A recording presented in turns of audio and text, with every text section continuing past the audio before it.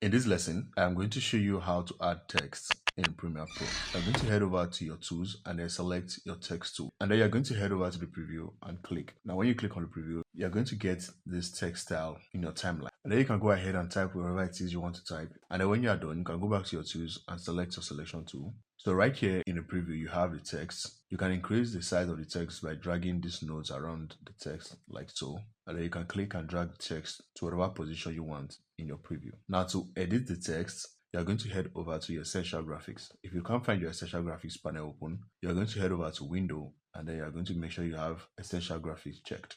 And then with the Essential Graphics panel open, right here you can align the text. Within a line, you can make sure that the text is properly aligned in the middle, or wherever you want the text to be aligned. You have other settings right here you can explore. You can even change the transparency of the text right here by moving this slider. Down here on that text, you can change the font to whatever font you want right here, as well as the font size. And then right under that, you have different alignment options you can choose from, depending on what you want. Below that, you have appearance. Within appearance, you can change the fill color to whatever color you want. When you're done, click on OK.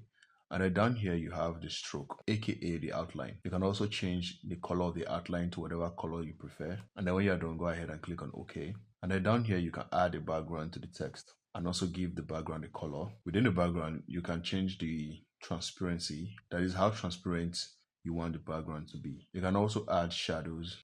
You can also increase the size of the background down here. You also have rounded corners. You can add rounded corners to the background. And lastly, you have shadow. You can also add and modify the shadows down here. Please like and subscribe.